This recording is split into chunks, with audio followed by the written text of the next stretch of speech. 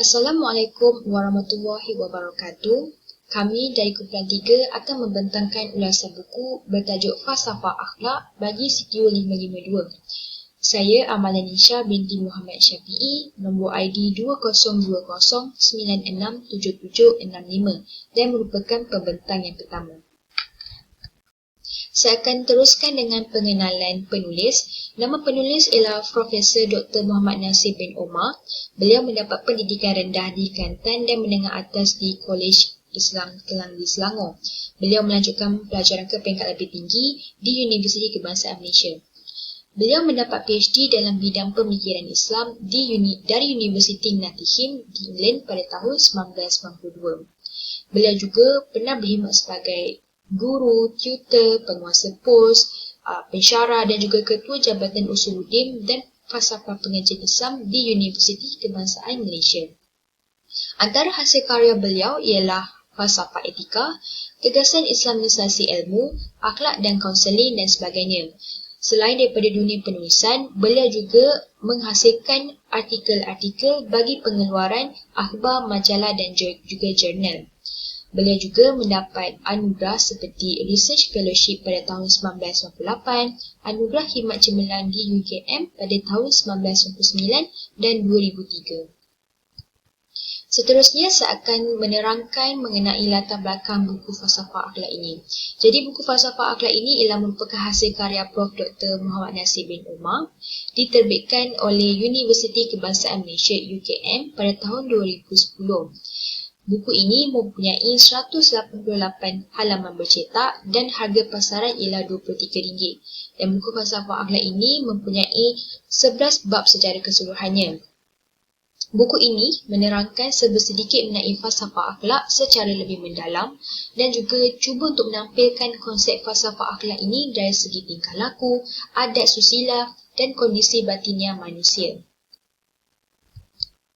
Seterusnya, iaitu falsafah. Jadi bab pertama ini, falsafah, iaitu pengarang cuba untuk menerangkan ataupun menampilkan tentang konsep serta pengertian falsafah secara menyeluruh yang diambil daripada beberapa ahli falsafah yang terkenal. Jadi falsafah ini mula diguna pakai oleh ahli Pythagoras iaitu ahli matematik yang berasal daripada Greek. Manakala filosofi ini diterjemahkan iaitu mencintai kebijaksanaan ataupun to love wisdom. Dan manakala filosofia bermaksud cintakan kebijaksanaan. Salah seorang ahli falsafah yang terkenal iaitu Aristotle mendefinisikan bahawa falsafah ini sebagai disiplin ilmu yang menyelidik asas dan sebab kepada semua perkara yang wujud di alam fana ini.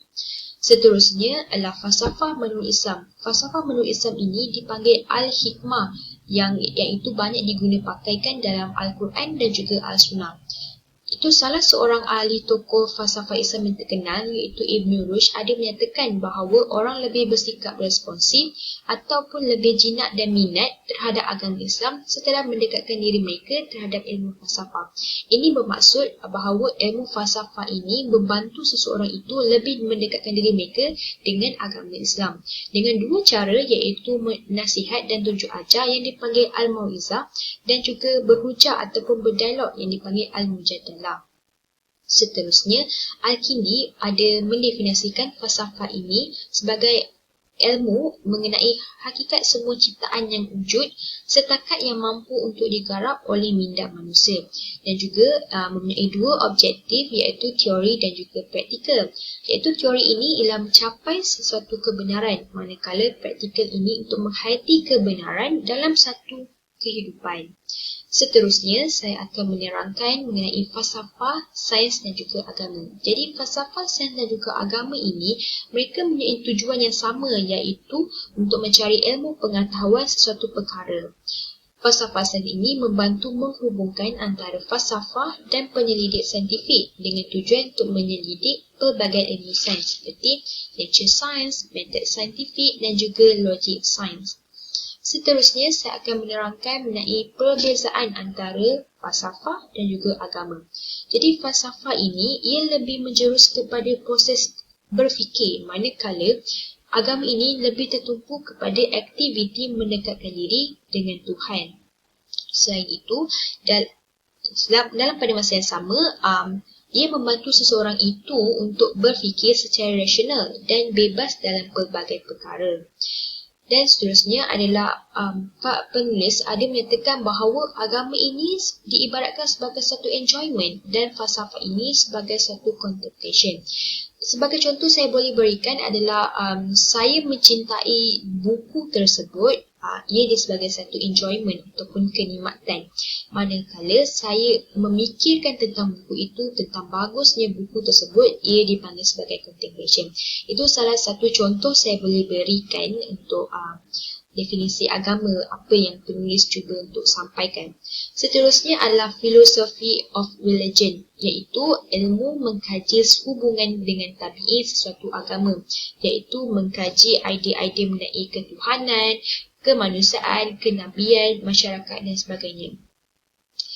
Dalam pada masa yang sama, agama Islam ini khususnya ia merangsang umat Islam supaya merenung, berfikir dan juga berfalsafah. Dan melalui agama Islam inilah berjaya melahirkan ramai tokoh-tokoh yang terkenal, agama, pemikir dan juga saintis yang terkenal. Seterusnya, saya akan terangkan skop falsafah. Masih dalam bab yang pertama, di skop falsafah ini, menurut penulis, falsafah mempunyai satu skop yang luas termasuklah teori dan juga praktikal. Jadi, Jacques Martin pada tahun 1959 menyatakan falsafah ini mempunyai 3 komponen, iaitu logik, falsafah spekulatif dan juga falsafah praktikal.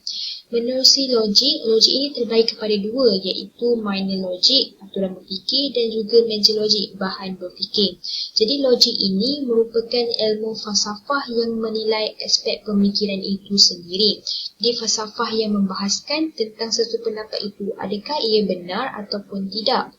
Dan seterusnya adalah logik ini bertugas untuk menentukan sama ada pemikiran tersebut itu betul ataupun salah. Sebagai contoh saya boleh berikan adalah kita membezakan tentang sesuatu hujah yang kita dengar itu, adakah ia betul ataupun tidak, adakah ia baik ataupun tidak. Dan seterusnya adalah apa kaedah berfikir yang baik. Itu adalah salah satu contoh yang saya boleh berikan. Jadi menerusi logik ini kita dapat membezakan sesuatu perkara itu adakah ia baik ataupun tidak. Seterusnya adalah falsafah spekulatif. Jadi falsafah spekulatif ini terbagi kepada 3, iaitu falsafah matematik, falsafah nature dan juga metafizik. Jadi metafizik ini ialah satu aktiviti mengkaji tentang sesuatu perkara yang wujud di sebalik alam yang nyata. Jadi contohnya mengkaji tentang alam, tentang manusia, tentang ketuhanan, ruh dan sebagainya. Jadi falsafah yang seterusnya adalah falsafah praktikal yang terbagi kepada 2, iaitu philosophy of art dan juga falsafah etika ataupun moral. Jadi falsafah etika ataupun moral ini ia bermaksud berbahas tentang sesuatu tingkah laku itu adakah ia baik ataupun tidak. Dan menerusi itu ialah kita dapat membezakan satu attitude kita itu, tingkah laku yang kita lakukan itu adalah ke arah kebaikan ataupun ke arah keburukan. Dan seterusnya adalah falsafah politik dan juga akhlak. Jadi menerusi falsafah politik dan juga akhlak ini, penulis cuba menerangkan secara ringkas tentang fungsi ataupun menerangkan secara ringkas tentang falsafah politik dan juga akhlak. Jadi falsafah politik ini ialah cuba menerangkan tentang sistem politik yang diamalkan oleh komuniti umat manusia seperti demokrasi, monarki, kapitalis dan juga sosialis. Jadi negara Malaysia kita sendiri, kita menggunakan sistem politik demokrasi. Seterusnya adalah falsafah politik juga sering membincangkan ataupun membangkitkan isu tentang teknik pemerintahan dan pentadbiran sesebuah negara, hak kebebasan bersuara dan juga isu keadilan dan juga agama. Jadi isu-isu ni bukan sahaja sering kita petikaikan ataupun sering kita bahaskan dekat negara kita Malaysia, tetapi juga dibahaskan di negara-negara luar. Seterusnya adalah falsafah akhlak. Jadi apa itu falsafah akhlak? Falsafah akhlak ini ialah lebih memfokuskan tentang sesuatu isu itu, iaitu tentang cara seseorang itu berfikir, sikap mereka dan juga cara mereka bercakap, kerana ia boleh mempengaruhi tingkah laku seseorang itu yang dari melakukan sesuatu perkara itu baik ataupun buruk. Jadi melalui tingkah laku itu kita boleh dapat bezakanlah akhlak mereka. Seterusnya adalah falsafah akhlak ini terbagi kepada dua, iaitu etika deskriptif dan juga etika normatif. Jadi etika deskriptif ni apa? Etika deskriptif ini ialah meneliti mengenai sejarah sesebuah sistem moral yang dianuti oleh seseorang ataupun sekumpulan manusia dari pelbagai agama seperti agama Islam, agama Yahudi, Kristian, Hindu dan sebagainya. Jadi menerusi etika deskriptif ini kita nak melihat cara mereka mengaplikasikan sistem moral mereka menerusi agama masing-masing.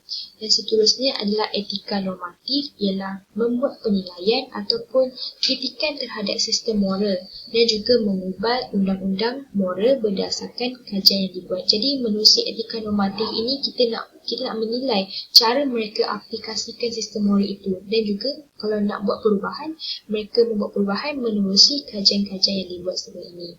Jadi itu sedikit sebanyak mengenai bab yang pertama, iaitu falsafah. Jadi kesimpulannya, pengarang cuba untuk menjelaskan bahawa definisi atau konsep falsafah itu luas dan mempunyai kefahaman serta maksud yang berbeza-beza.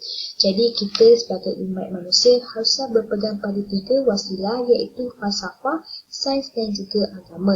Seterusnya, kita haruslah mencari ilmu pengetahuan agar dapat membezakan sesuatu perkara yang buruk dan juga yang baik. Dan juga kita haruslah mencari ilmu pengetahuan kerana ilmu itu takkan pernah putus, tak kira darjat serta usia. Jadi kita haruslah mencari ilmu pengetahuan itu sebagai satu petunjuk arah untuk kita. Jadi itu sahaja pembentangan daripada saya. Terima kasih. Okey, Assalamualaikum warahmatullahi taala wabarakatuh dan selamat petang. Okey, saya Nur Aina Dira binti Mazin. Nombor ID 2020968061. Saya dari kelas BA 243-1A. Okey, saya akan menyambung pembentangan kawan saya iaitu bab 1 dengan menyambung bab 2 lah, iaitu disiplin falsafah akhlak. Okey, dalam buku falsafah akhlak sendirilah penulis Dr. Muhammad Nasir bin Umar. Okey, saya akan meringkaskan apa yang ditulis oleh penulis itu sendiri dalam bab 2 dan juga bab 3. Okey, dalam bab 2 ada beberapa elemen-elemen penting. Okey, seperti yang kat sini ada 4 elemen penting lah, iaitu etika, moral, akhlak dan juga disposisi. Okey, saya akan menerangkan satu persatu secara ringkas apa yang dimaksudkan oleh penulis dalam buku falsafah akhlak tersebut. Okey, etika dan moral sebenarnya mempunyai konotasi makna yang hampir sama. Okey, etika ni adalah berkaitan dengan kegiatan praktikal yang berhubung dengan tingkah laku, adat, gaya hidup dan lain-lain. Okey, etika ni lebih kepada etika ataupun praktikal lah. Apa yang kita buat. Okey, seterusnya moral. Seperti yang saya beritahu tadi, etika dan moral sebenarnya mempunyai konotasi makna yang hampir sama. Bezalah. Okey, moral ni penulis itu sendiri iaitu Dr. Muhammad Nasir bin Umar mengibaratkan etika ni adalah ibarat penyelidik, sementara moral pula sebagai bahan yang diselidik oleh etika. Maksudnya etika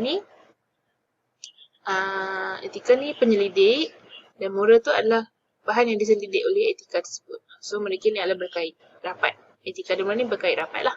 Seterusnya adalah akhlak. Akhlak bermaksud istilah akhlak bersumberkan Al-Quran dan juga Sunnah. Okey, akhlak ni adalah kata jamak kepada perkataan Arab khuluq. Okey, dalam arti kata lain, akhlak ni adalah perkataan plural lah.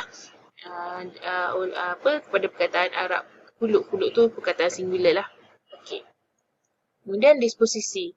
Disposisi adalah keadaan di mana nafsu perlu tunduk akur kepada arahan akal dan syariat.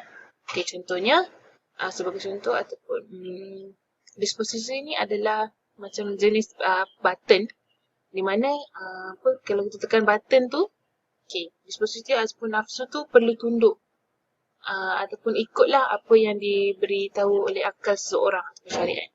So maksudnya akal mendorong nafsu ataupun disposisi seseorang tu untuk bertindak. Sekiranya baik arahan akal dan syariat tu, maka disposisi pun akan bertindak, maksudnya reflect dengan perkara yang baik lah. Begitu je dengan sebaliknya. Okey. Seterusnya, kita beralih kepada kepentingan akhlak dan ilmu. Okay, sebenarnya akhlak dan ilmu ni masing-masing membawa kepentingan yang sama dan juga perlulah seimbang. Okay. Akhlak dan ilmu. Okay, akhlak ni objektif dia adalah untuk berkelakuan baik sesuai dengan kebenaran. Okay. Kemudian akhlak ni adalah dia menduduki tempat paling dominan dalam Islam. Maksudnya Allah Subhanahu Wa Taala juga dan juga Nabi Muhammad Sallallahu Alaihi Wasallam juga menyuruh ataupun menyuruh kita untuk berkelakuan baik. Tidak kisahlah sama manusia, sama alam sekitar ataupun sama inilah kehidupan yang hidup di dunia. Tak kisahlah dengan apa sekalipun. Kita adalah kena berkelakuan baik. Itu adalah akhlak. Menunjukkan kita adalah seorang umat Islam ataupun hamba Allah yang sangat baik. So kita kena jaga akhlak. Itu juga dengan ilmu. Ilmu ni adalah objektifnya untuk dalam Islam lah untuk mencapai kebenaran. Kalau macam akhlak tadi, berkelakuan baik sesuai dengan kebenaran. Kalau ilmu ni adalah untuk mencapai kebenaran lah. Kemudian, Islam sangat mementingkan penguasaan ilmu pengetahuan. Okey, seperti yang kita tahu, ilmu ni adalah sangat penting. Tak kisahlah orang tu, tak kisah taraf orang tu macam mana, kaya ke, miskin ke apa, tapi sangat-sangat Allah mementingkan ilmu pengetahuan. Islam sangat mementingkan ilmu pengetahuan. Di mana Allah SWT sendiri menyuruh kita untuk menguasai ilmu pengetahuan. Sebab ilmu pengetahuan tu sendiri mencerminkan diri seseorang. Okay, seperti contoh, dalam Islam sendiri banyak tokoh-tokoh ilmuwan yang dapat dilahirkan lah. Islam sendiri seperti Imam Syafi'i, Imam Nawawi dan ramai lagi lah yang mana masing-masing juga disebabkan ilmu pengetahuan mereka yang tinggi, mereka dapat menghasilkan kitab. Banyaklah yang kita boleh jadikan sebagai contoh dan teladan lah.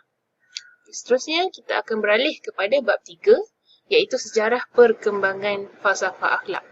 Okey, di sini dalam bab 3 ni penulis ada menulis tentang kronologi perkembangan ilmu etika dan akhlak dalam tamadun Islam dan Barat. Okey, saya akan bawa satu persatu lah perkembangan dalam tamadun Barat dan juga Islam.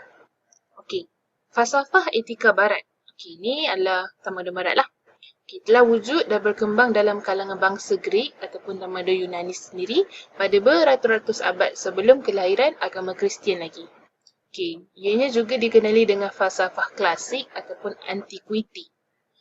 Kemudian falsafah etika barat ni dia terbina berteraskan elemen-elemen seperti humanisme, rasionalisme, empiricisme dan sebagainya lah. Kemudian falsafah barat juga menjadi sekular lantaran ia melihat dunia sebagai satu realiti yang terpisah daripada pencipta yang maha agung Allah Subhanahu Wa Taala. Okey, seperti yang kita dah belajar dalam bab 1 dan 2, Ustaz Ahmad dia terangkanlah tentang sekularisme semua tu, di mana falsafah etika barat ni memang dia menjadi sekular sebab mereka ni melihat dunia sebagai satu realiti yang memang 100% ataupun terpisah daripada pencipta iaitu Allah Subhanahu Wa Taala. So, sangat-sangat berjanggal lah dengan agama Islam itu sendiri. Sebab itulah mereka digelar adalah falsafah barat menjadi sekular lah. Sekularisme. Okey, seterusnya kita beralih kepada karya-karya penting dalam bidang akhlak oleh tokoh-tokoh moralis Greek yang terkenal. Okey, kat sini. Okey, kat sini ada beberapa tokoh lah iaitu Plato, Aristotle dan juga Galen. Okey. Antara karya-karya yang terpenting ataupun yang terkenal lah dalam zaman Yunani ataupun Greek ni seperti The Republic oleh Plato, kemudian Endymion Ethics dan Magna Moralia oleh Aristotle dan juga kitab Al-Akhlaq oleh Galen. Okey, ini adalah antara tokoh-tokoh yang terkenal pada zaman Greek, zaman Yunani dan mereka menghasilkan karya-karya dalam bidang akhlak lah. Akhlak dalam fahaman diorang sendiri. Iaitu Plato, Aristotle juga Galen. Okay. Seterusnya, kita akan beralih kepada kronologi perkembangan ilmu etika dan akhlak dalam tamadun Islam pula. Okey, dalam tamadun Islam, perkembangan ilmu akhlak dalam Islam ada mempunyai dua kategori. Okey, yang pertama adalah pemikiran akhlak bersorak adab. Dan kedua adalah pemikiran akhlak bersifat falsafah dan juga analisis. Okey, yang pertama saya akan huraikan yang pertama lah, pemikiran akhlak bercorak adab. Okey, bercorak adab, okey, ianya meneliti secara simplistik ataupun yang paling mudah, cara paling mudah untuk mengenai prinsip-prinsip akhlak dalam Al-Quran dan juga As-Sunnah. Okey, maksudnya pemikiran akhlak bercorak adab ni mereka meneliti cara yang paling mudah, menggunakan cara yang paling mudah untuk mengetahui perkembangan ilmu akhlak itu sendiri. Okey, yang seterusnya yang kedua adalah pemikiran akhlak bersifat falsafah ataupun analisis. Maksudnya lebih analisis, iaitu mereka menganalisis prinsip-prinsip umum tentang akhlak dalam Al-Quran dan Sunnah dengan lebih rasional dan juga bebas. Okey, pemikiran ni mereka masing-masing merujuk Al-Quran dan Sunnah sebagai mereka punya rujukan, tetapi membawa ataupun mempunyai dua cara yang berbeza lah.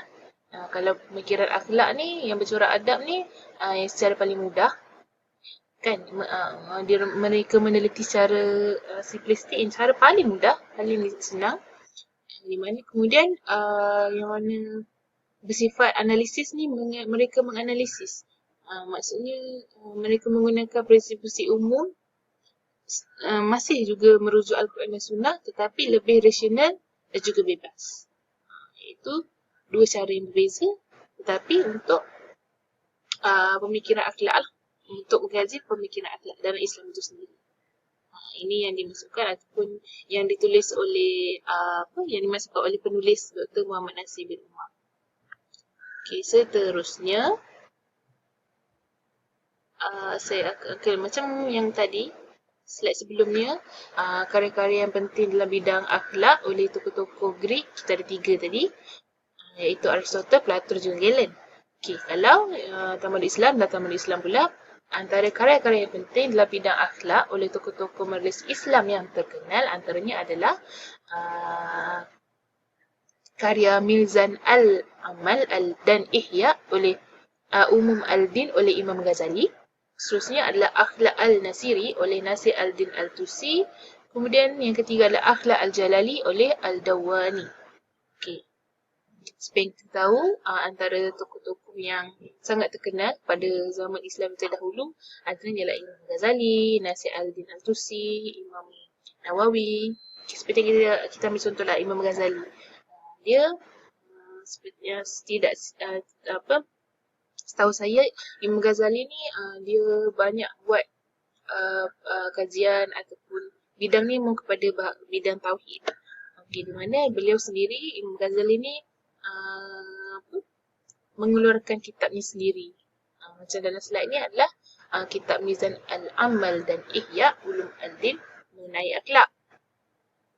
Okey, macam kita tahu, Imam Syafi'i, Imam Nawawi, mereka juga masing-masing memberi sumbangan ataupun menyumbang kepada agama Islam itu sendiri untuk berkongsi ilmu tentang akhlak, juga mudahlah dalam kitab-kitab mereka yang kita boleh guna pakai sekarang lah. Boleh jadikan sebagai salah satu rujukan untuk kita sama-sama menggunakan rujukan tersebut untuk diri kita sendiri, pelajaran, kehidupan dan sebagainya lah. Okey, setakat itu sahaja slide dari saya. Okey, slide sini adalah bab 4 yang akan disambung oleh kawan saya. Sekian, wabillahi taufiq wal hidayah. Wassalamualaikum warahmatullahi taala wabarakatuh. Terima kasih. Hai, Assalamualaikum warahmatullahi wabarakatuh. Nama saya Musa bin Abdul Rahman dari kumpulan 3. Saya akan membentangkan tentang bab 4, iaitu falsafah akhlak Greek. Okey, sebelum kami masuk ke dalam falsafah akhlak Greek ini, kami akan bincangkan tentang apakah itu falsafah akhlak Greek, dan kita akan bincangkan falsafah Greek sebelum zaman Sokrates, dan apakah itu ajaran Sokrates. Akhir sekali kita akan bincangkan tentang falsafah yang dipertengahkan oleh tokoh-tokoh falsafah Greek, iaitu Sokrates, Plato dan Aristotle. Okey, sebelum kami masuk, saya akan terangkan tentang falsafah akhlak Greek. Okey, masyarakat Greek memang terkenal sebagai masyarakat yang produktif. Dari sudut politik, mereka hidup dalam pelbagai komuniti merdeka yang dikenali sebagai negara kota atau dalam bahasa Inggeris adalah city state. Kita boleh cakap yang orang-orang Greek ini menghayati satu kebudayaan cakap dalam bahasa yang sama, dan mereka bangga menggelar diri mereka sebagai bangsa Greek, dan mereka juga menganggap bahawa mereka adalah satu bangsa yang tinggi, sehingga mereka boleh mengelakkan mereka lagi tinggi daripada bangsa-bangsa yang lain.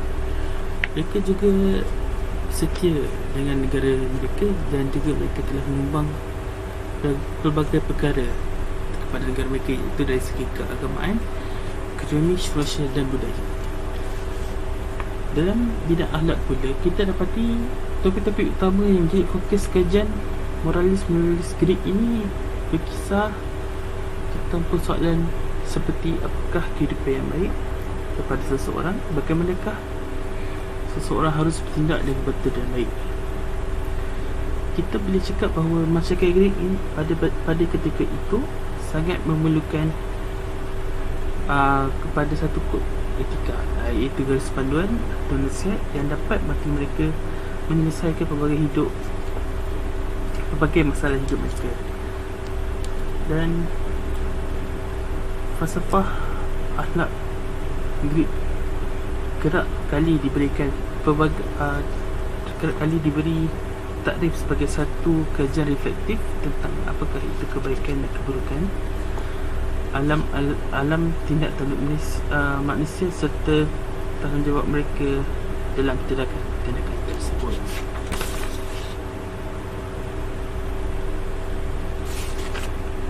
Okey, dalam perspektif sejarah pula, falsafah akhlak Greek mula berkembang kira-kira pada abad ke-6 sebelum Masihi dan berakhir pada kurun ke-5 selepas kelahiran agama Kristian. Dalam jangka masa yang begitu lama, sudah tentulah ramai tokoh pemikir dan ahli falsafah akhlak telah wujud dan mendapat tempat dalam kalangan umat di Greek. Secara umumnya, perkembangan falsafah Greek boleh dibahagikan kepada beberapa peringkat, iaitu pra-Sokrates, Sophis, Sokrates, Plato dan Aristotle. Kita teruskan ke falsafah Greek pra-Sokrates, iaitu zaman sebelum Sokrates. Falsafah pra-Sokrates ini lahir pada abad ke-6 Masihi. Pemikir-pemikir Greek cuba memahami hakikat dan konstitusi alam semesta daripada mengkaji akhlak. Thales adalah antara ahli falsafah Greek yang amat penting pada era tersebut. Dia lebih fokus mengaji tentang konstitusi alam fizika, dan ada setengah ahli falsafah Greek memperkenalkan beberapa konsep akhlak. Salah seorang daripadanya ialah Pythagoras. Dalam sekolah beliau lebih tertempu kepada matematik dan fizik, dan beliau juga menyumbang beberapa daripada bidang akhlak. Beliau percaya bahawa roh akan terus hidup dan tidak kembali ke jasad, tapi beliau percaya kepada kehidupan semula ke jasad yang lain sesama manusia dan haiwan. Seterusnya, sekolah ini juga menyatakan bahawa konsep kesederhanaan atau me merupakan titik pertengahan antara dua perkara yang ekstrim. Contohnya, manusia yang sihat berada pada tahap pertengahan. Contohnya seperti memiliki dan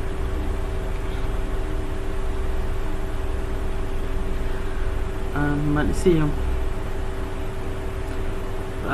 maafkan saya. Contoh orang yang sihat akan berada pada tahap pertengahan, iaitu me antara memiliki suhu badan terlalu tinggi dan terlalu rendah, iaitu orang yang memiliki suhu badan yang sederhana. Selain itu, pertengahan teori perentangan di mana masa had dan masa tidak had adalah tidak baik. Sebagai contoh, dengki, iri dan dusta dianggap tidak ada had oleh Pythagoras. Seterusnya ke aliran Sophis. Aliran Sophis telah mewarnai pemikiran Greek pada abad ke-5 sehingga abad ke-4 sebelum Masihi. Sesungguhnya pun sofis bermakna orang-orang yang bijak pandai, tetapi mereka dituduh bukan ahli falsafah sebenar oleh tokoh-tokoh Greek, tokoh-tokoh falsafah Greek. Tuduhan ini berdasarkan di atas pada beberapa faktor. Pertamanya itu mereka tidak melami serius tentang ilmu-ilmu disiplin falsafah. Sebaliknya mereka tertumpu kepada bidang komersial dan praktikal falsafah. Mereka mengikut permintaan rakyat pada masa tersebut. Sebagai contoh, mereka mahu berjaya jadi ahli politik. Mereka akan mengajar rakyat tersebut tentang ilmu retorik, politik, prodigus grammar dan etimologi. Beliau mengajar data faktor wang dan khidmat mereka akan dibayar upah. Hal ini menyebabkan mereka mendapatkan kritikan hebat oleh ahli falsafah Greek seperti Plato yang menggelar mereka pemburu kekayaan. Akhir sekali, ajaran falsafah sofis ini telah jauh bertanggungjawab melahirkan beberapa aliran fahaman negatif dalam kalangan masyarakat Greek, terutamanya kepada golongan muda. Mereka memperkenalkan kepada 3 fahaman, iaitu skeptism, skepticism dan relativism. Ajaran skepticism adalah ajaran bahawa setengah pengetahuan sukar didapati dan mustahil. Seterusnya, subjektism adalah pengetahuan yang hanya bersifat subjektif dan tidak ada kebenaran objektif. Dan akhir sekali, fahaman relativism adalah pengetahuan kebenaran dan moral adil dalam budaya masyarakat atau konteks sejarah adalah tidak betul. Seterusnya kita akan ketiga tokoh ahli falsafah Greek, itu Socrates, Plato dan Aristotle. Socrates dilahirkan di Athens kira pada tahun 470 sebelum Masihi. Beliau adalah pemikir ulum yang mewarisi pekerjaan bapanya sebagai seorang pengukir. Socrates boleh dianggap sebagai bapa ataupun pengasas ilmu akhlak. Beliau sendiri dikatakan seorang yang berakhlak mulia, rajin, bijaksana, sederhana, adil dan baik. Kalau golongan sofis sebelumnya itu adalah pengenalan tentang Socrates. Seterusnya adalah Plato. Plato dilahirkan pada tahun 497 sebelum Masihi dan dia merupakan seorang anak budak Socrates yang paling terkemuka. Plato merupakan sebagian besar daripada aktiviti akademik dan karya beliau menganalisis teori dan pemikiran Socrates, dan sehingga amat sukar bagi para sejarah pada hari ini membuat perbezaan. Nanti saya katakan lebih detail tentang fahaman Plato. Seterusnya falsafah yang terkenal terakhir adalah Aristotle. Aristotle telah dilahirkan pada tahun 384 BC di Stagirus, iaitu sebuah pelabuhan yang berada di bawah jajahan kerajaan Greek. Aristotle mendapat pendidikan asas di Athens dan setelah umur beliau meningkat 17 tahun, beliau memasuki Akademi Plato dan belajar di sana selama kira-kira 20 tahun. Beliau adalah seorang penulis dan telah terkenal dalam pelbagai bidang ilmu termasuk logik, metafizik, fizik, etika, politik, retorik, astronomi, biologi dan zoologi. Okey. So kita akan masuk lebih detail tentang fahaman ketiga-tiga tokoh tersebut. Okey, menurut Socrates, menurut Socrates,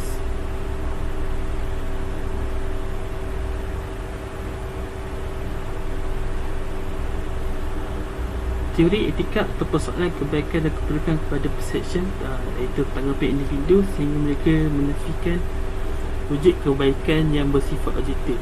Tetapi Socrates mendasarkan teori ilmunya pada akal, itu reasoning. Dia mempertahankan bahawa kebaikan yang bersifat objektif, ada kebaikan yang universal, berlaku dan standard, boleh diterima oleh manusia yang rasional. Menurut Sokrates, kebaikan adalah ilmu-ilmu yang objektif dan bebas daripada penilaian individu. Tugas ilmu adalah untuk memahami apakah makna sebenar sesuatu kebaikan itu. Seorang yang tidak melakukan kebaikan, melainkan seseorang itu memahami kebaikan. Beliau juga berpendapat bahawa orang yang tidak berilmu itu tidak melakukan kesalahan, manakala orang yang melakukan kesilapan itu berpunca daripada kejahilan atau kepincangan daripada intelek mereka. Contohnya, kalau mereka tahu makna keadilan yang sebenar, sudah pasti mereka akan melakukan keadilan dan menolak kezaliman. Semua manusia ingin kebaikan, tetapi mereka menganggap kebaikan berbeza. Ini telah menyebabkan lahirnya pelbagai kejahatan. Itu adalah fahaman Sokrates. Seterusnya, Plato. Menurut ahli sejarah, Plato menepukan sebahagian besar daripada aktiviti akademik dan karya beliau beranalisis teori dan pemikiran Sokrates, sehingga amat sukar bagi para sarjana pada hari ini untuk membuat perbezaan yang jelas antara teori-teori tersebut yang dipunyai oleh Sokrates dan manakah boleh dipunyai oleh Plato sendiri. Plato menguasai hampir keseluruh tokoh-tokoh falsafah Greek, itu seperti Pythagoras, Eleatics, Heraclitus dan Sokrates. Teori-teori Sokrates dan Plato adalah sama dan serupa sahaja. Dalam konteks ini, Platonisme menunjuk kepada Sokrates dan Plato sekaligus, manakala setengah sarjana berpendapat bahawa penulisan Plato pada peringkat awal banyak mewakili pendapat Sokrates, manakala peringkat terkemudian pula lebih mewakili kepada Plato sendiri. Sokrates banyak mempengaruhi pemikiran Plato. Hampir seluruh idea Sokrates diterima oleh Plato. Dan tokoh sejarawan Demosthenes merumuskan bahawa semua pendapat Sokrates yang popular seperti kebaikan adalah ilmu, kebaikan adalah satu, ia boleh dipelajari.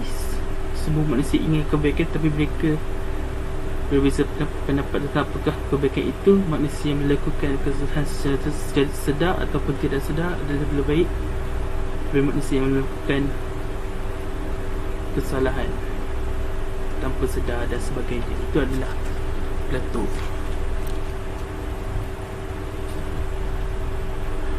Akhir sekali adalah Aristotle. Aristotle berpendapat bahawa ilmu etika berlainan jika dibandingkan dengan ilmu disiplin yang bersifat spekulatif. Ini kerana matlamat ilmu etika tersebut bukan setakat memahami apakah itu kebaikan, tetapi ia lebih penting, apa yang lebih penting ialah kita menjadi baik dan juga bagi merealisasikan kebaikan yang dipelajari dalam setiap ruang kehidupan kita. Etika berasal dari perkataan custom, iaitu adat atau kebiasaan, kerana ia dihasilkan dari proses membinasakan diri dalam melakukan sesuatu kebaikan seperti adil, berani dan dermawan, sehingga kebaikan tersebut menjadi akhlak ataupun adat kebiasaan kepada seseorang. Jiwa terbagi pada dua, iaitu jiwa rasional dan tidak rasional. Dalam jiwa rasional terjana kebijaksanaan, falsafah, kemampuan untuk belajar, keingatan dan sebagainya. Manakala jiwa yang tidak rasional pula pelbagai moral seperti kesadaan, keadilan, keberanian dan akhlak lain yang mulia. Beliau berpendapat bahawa jiwa mempunyai tiga unsur, iaitu perasaan, kudrat dan kealaan jiwa. Dan beliau berpendapat bahawa etika akhlak mestilah mewakili satu-satu elemen jiwa tersebut. Dan itulah daripada bab 4 ini kita fokus kepada Aristotle, Plato, Sokrates, Sophis, falsafah Greek plus Sokrates, dan itu saja untuk bab 4. Okey, seterusnya saya akan bentangkan tentang bab 5, iaitu falsafah Helenistik dan Kristian.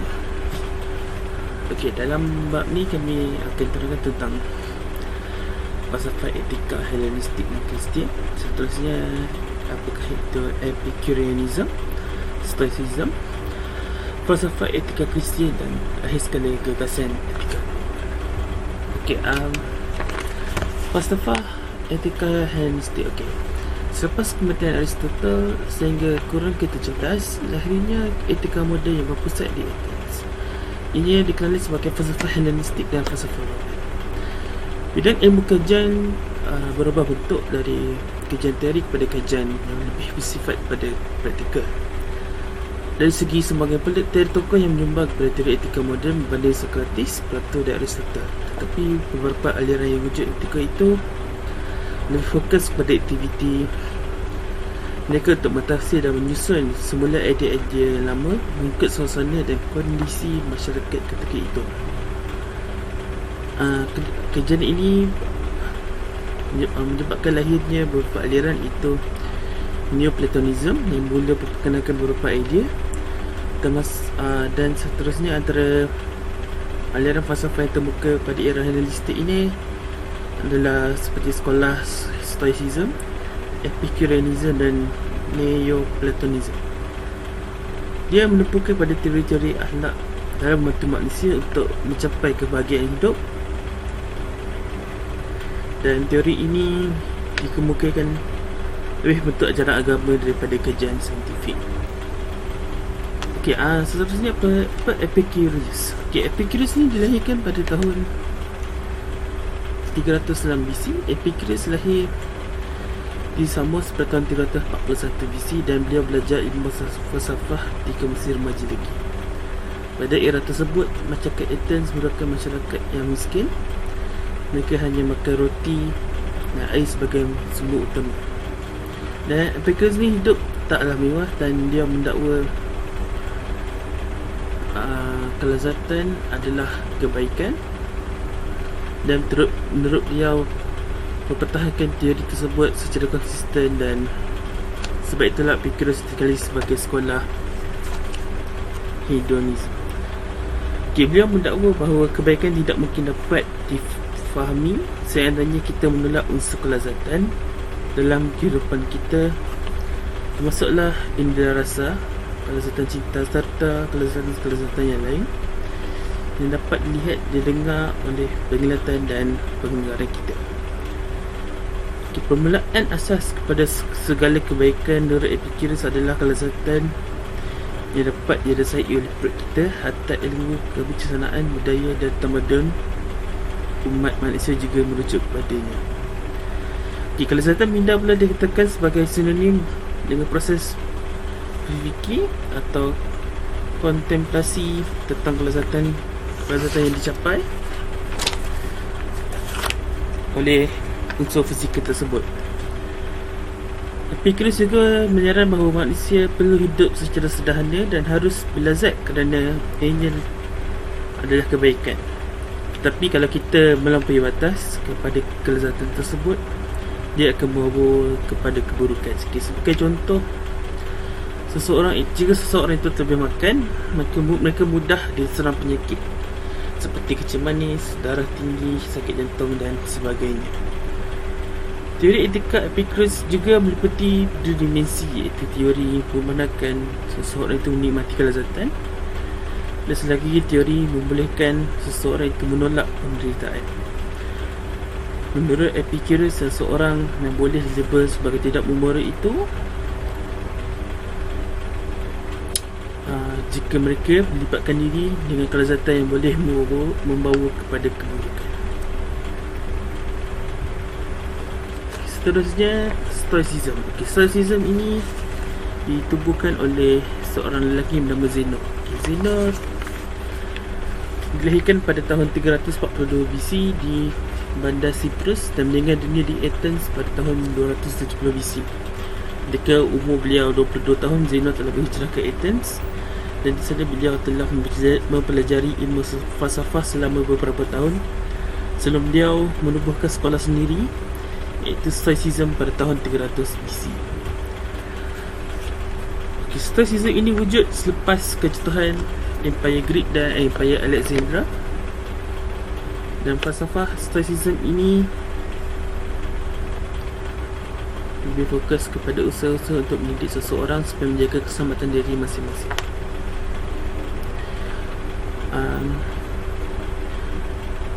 Beliau mendakwa bahawa seseorang individu itu boleh memaki, hamun, menghina dan memukul kita, tetapi perbuatan tersebut tidak akan menjaga kesan kepada kita jika kita ambil sikap tidak peduli. Beliau mendakwa kebaikan seseorang itu terletak pada kehendak seseorang. Jika seseorang tersebut mempunyai kehendak yang baik, maka sudah tentu beliau tidak boleh membinasakan oleh sebarang takdir yang berlaku. Beliau juga menjadi seorang yang bebas kerana beliau tidak dapat dipengaruhi oleh perkara yang buruk. Orang yang tidak bebas adalah orang yang mahu merubah takdir mereka. Orang yang seperti ini tidak mampu untuk mengubah, untuk mengangani penderitaan dan kesusahan. Beliau juga mendakwa adalah manusia adalah yang secara tabiinya memerlukan pelbagai keperluan asas untuk terus hidup, termasuk pakaian, makanan, minuman, harta, tempat tinggal, kenderaan dan kesihatan. Aliran Stoicism ini lebih tertumpu kepada kodok dan qadar. Semua perkara yang berlaku dalam dunia ini adalah ditentukan oleh Allah Subhanahu Wa Taala, dan tidak satu pun yang perkara yang berlaku ini berlaku secara tersendiri. Selanjutnya kita akan ke falsafah etika Kristian.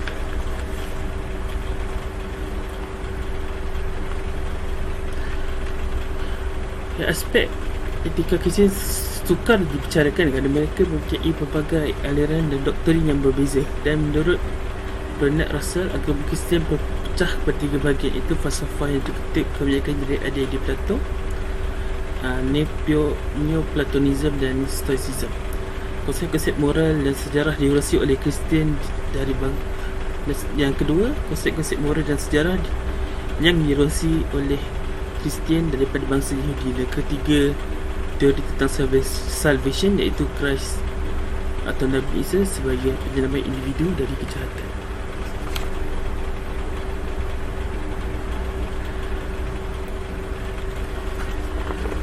Dan seterusnya adalah gagasan etika global oleh Hans Kuhn.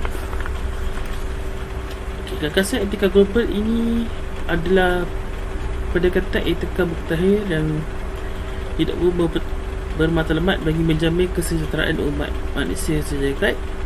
Adalah suatu gagasan yang dipopularkan oleh seorang aktivis Kristian iaitu Profesor Hans Kuhn yang bertujuan etika global. Sekalipun gagasan global tidak mencadangkan apakah pendekatan praktikal yang patut digunakan dan dipakai bagi merealisasikan kesejahteraan manusia secara sistematik, namun gagasan ini sangat perlu diberi perhatian serius oleh pengkaji lantaran ia bertujuan untuk mensejahterakan manusia melalui penghayatan prinsip-prinsip sejagat yang sudah wujud dalam pelbagai agama di dunia ini. Sekalipun telah didominasi oleh agama Kristian, sebab itulah gagasan etika global mempunyai berkaitan yang sangat rapat dengan agama Kristian dan didominasi oleh prinsip-prinsip etika agama tersebut, seperti tidak boleh membunuh, tidak boleh mencuri, dan tidak boleh berzina, dan tidak boleh berbohong. Konsep etika global ini dari sudut terminologi perkataan global ethics ditunjungi oleh 2 perkataan penting, iaitu global bermaksud seluruh dunia dan sejagat, manakala ethics merujuk pada etika yang diterima sebagai model anggota manusia dan berbagai latar belakang agama, bangsa dan budaya. Deklarasi etika global ini mengajak manusia supaya seluruh dunia mengamal dan mempertahankan nilai-nilai baik dan sejagat yang setelah sedia ada. Terdapat banyak kebaikan agama budaya dalam hidup mereka. Deklarasi etika global oleh Hans Kuhn ini mendesak bahawa bumi yang kita huni ini sangat menderita. Objektif sebenar etika global dan untuk menyedarkan umat manusia bahawa semua agama di buku bumi ini, tidak kira Kristian, Yahudi, Islam dan Buddha, boleh diterima oleh manusia kerana mereka mengajar arti keharmonian, keadilan, keselamatan dan kelangsungan hidup. Tujuan etika global tidak bertujuan untuk menentang sesiapa pun, tetapi berpelawa manusia untuk melakukan kebaikan kepada semua insan maupun binatang dan tumbuh-tumbuhan. Keganasan dan kebencian kerana nama agama tidak sepatutnya berlaku jika prinsip-prinsip etika sejagat yang diajarkan oleh pelbagai agama ataupun etika global dilaksanakan oleh kita. Yang seterusnya saya akan terangkan tentang deklarasi etika global. Saya hanya ambil beberapa perkara saja yang ditengahkan oleh beliau. Dan dalam kandungan, antara kandungan deklarasi beliau adalah kita semua saling bergantung. Apa yang beliau maksudkan adalah setiap manusia bergantung pada kesejahteraan keseluruhannya. Setelah itu kita perlu memiliki rasa hormat pada semua komuniti kehidupan termasuk manusia, haiwan dan tumbuh-tumbuhan, dan kepada pemeliharaan bumi, udara, air dan tanah. Seterusnya kita perlu bertanggungjawab secara individu terhadap semua perkara yang kita perbuat. Setiap keputusan, tindakan dan kegagalan kita untuk bertindak sudah tentu memiliki akibat sendiri. Seterusnya kita wajib melayani orang yang sama sebagaimana kita mahukan orang lain melayani diri kita. Kita sangat komited untuk menghormati kehidupan dan maruah, hak peribadi dan kepelbagaian, supaya setiap orang dilayan sebagai manusia tanpa pengecualian. Kita perlu bersedia untuk memberi kemaafan, mempelajari dari sejarah silam, dan jangan sekali membiarkan diri kita dikuasai oleh perasaan benci. Bukalah pintu hati pada orang lain. Kita mesti membuang perselisihan faham yang sempit demi kebaikan masyarakat dunia serta mengamalkan budaya perpaduan dan persaudaraan. Akhir sekali beliau menegaskan bahawa kita perlu menerima semua manusia sebagai ahli keluarga kita. Kita wajib berjuang untuk menjadi baik hati dan pemurah. Kita tak boleh pun hidup demi kepentingan diri kita sendiri sahaja, tetapi kita perlu berkhidmat pada orang lain juga. Dan jangan sekali mengabaikan golongan kanak-kanak, orga tua, orang miskin, golongan yang menderita, golongan yang kurang upaya pelarian, dan golongan yang hidup bersendirian. Tiada seorang manusia pun yang sanggup dianggap ataupun dilayan sebagai rakyat kelas kedua ataupun dieksploitasi dengan apa cara sekalipun. Di sana perlu wujud satu perkongsian merata antara lelaki dan wanita. Kita juga tidak boleh melakukan apa sahaja hubungan seksual tidak bermula. Kita perlu wajib menolak semua bentuk dominasi dan penganiayaan. Itulah saya Musa Abdul Rahman menerangkan tentang bab 4 dan bab 5 tentang etika akhlak. Sekian, terima kasih. Assalamualaikum warahmatullahi wabarakatuh. Saya Aryani Atika binti Arifin Agus ingin membentangkan bab 6 falsafah akhlak Islam. Terdapat 4 perkara dalam bab ini yang ingin saya kupas, iaitu kedudukan akhlak dalam Islam, kriteria kebaikan dan keburukan akhlak, akhlak di posisi jiwa manusia, dan yang terakhir akhlak dan pendidikan. Perkara pertama yang ingin saya bincang terlebih dahulu iaitu kedudukan akhlak dalam Islam. Takrif akhlak berasal daripada bahasa Arab iaitu jamak kepada perkataan khuluq yang membawa maksud sifat semula jadi, tabiat, adat seseorang individu. Selain itu, akhlak juga merujuk kepada tabiat yang dimiliki secara fitrah seperti perasaan cepat marah, cepat ketawa dan sebagainya. Akhlak menduduki tempat yang sangat penting dan dominan dalam Islam daripada pelbagai aspek seperti ekonomi, politik, sosial, ibadat dan keimanan. Manusia menurut Islam adalah sama dan setaraf, tidak mengira bangsa, warna kulit, harta maupun status sosial. Apa yang membezakan antara mereka adalah nilai akhlak yang dimiliki kerana ia menjadikan seorang insan menjadi lebih mulia atau sebaliknya. Seterusnya ialah kriteria kebaikan dan keburukan yang diukur melalui syariat dan akal. Setiap suruhan syariat merupakan akhlak yang baik. Sebagai contoh, beriman kepada Allah, berpuasa, mengeluarkan zakat, sembahyang, sabar, jujur dan sebagainya. Seterusnya, semua larangan syariat seperti judi, zina, dadah, arak, mengumpat, memfitnah merupakan akhlak yang buruk. Kriteria kepada kebaikan dan keburukan yang kedua adalah akal. Semua perbuatan yang diterima baik oleh akal adalah baik, seperti berdisiplin di khalayak ramai dan menjaga kemudahan awam. Begitu juga di sebaliknya.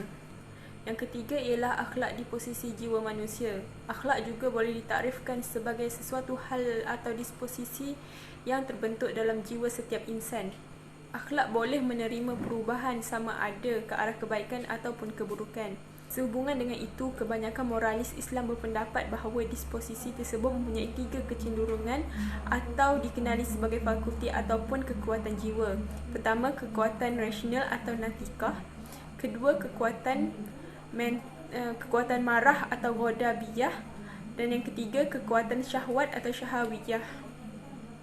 Kekuatan rasional dikenali sebagai jiwa, roh dan akal beroperasi melalui organ otak dan membantu manusia untuk berfikir, menyelidik dan membuat keputusan atau sebagainya.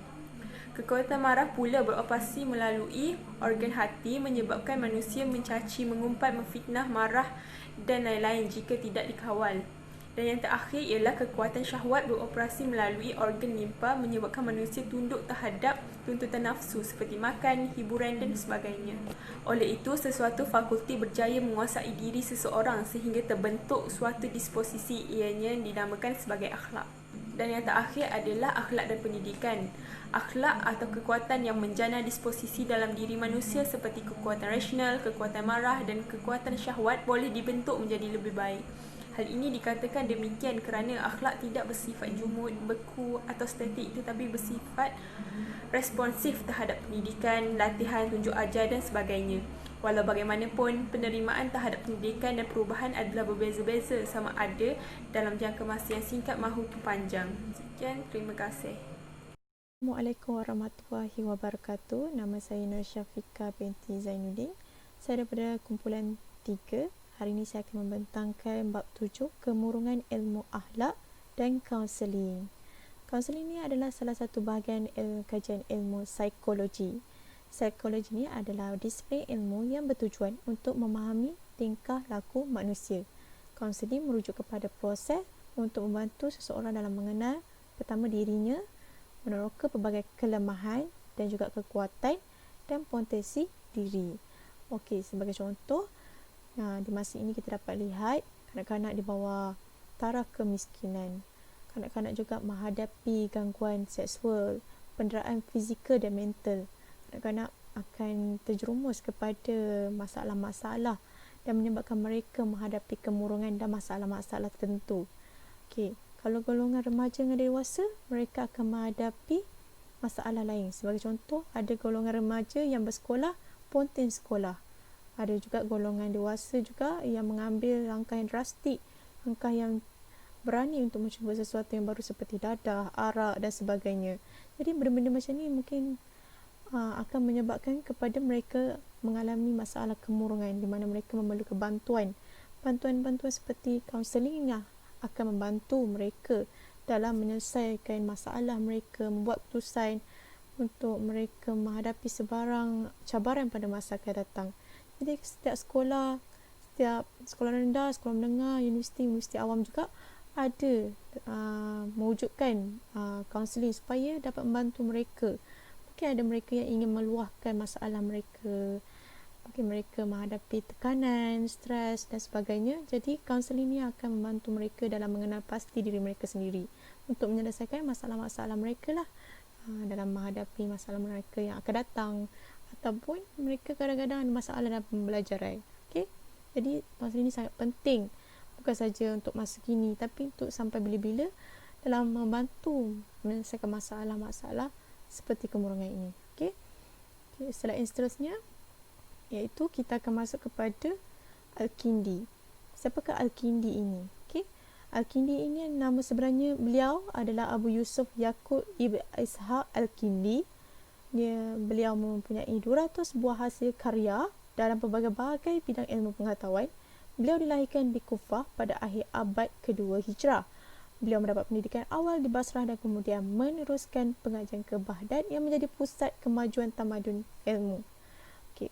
Berdasarkan tokoh-tokoh Islam yang lain, dia berkata Al-Kindi ni seorang yang hebat, tokoh yang bijak kerana dia mempunyai pelbagai ilmu dalam macam-macam bidang. Jadi sebab itu beliau boleh dapat hasilkan 200 buah hasil karya buku. Bukan senang-senang nak hasilkan buku yang banyak. Jadi salah satu fokus buku yang diterangkan dalam topik kemurungannya adalah Merawati Kemurungan yang telah dikeluarkan oleh Al-Kindi yang memfokuskan tentang bab ini. Jadi Al-Kindi sangat menekankan bab ini dalam buku tersebut, Merawati Kemurungan. Jadi Al-Kindi ini merupakan salah satu yang berjuang dalam menerangkan apa itu kemurungan, teknik, cara, punca kemurungan ini terjadi. Okay. Next slide. Okay.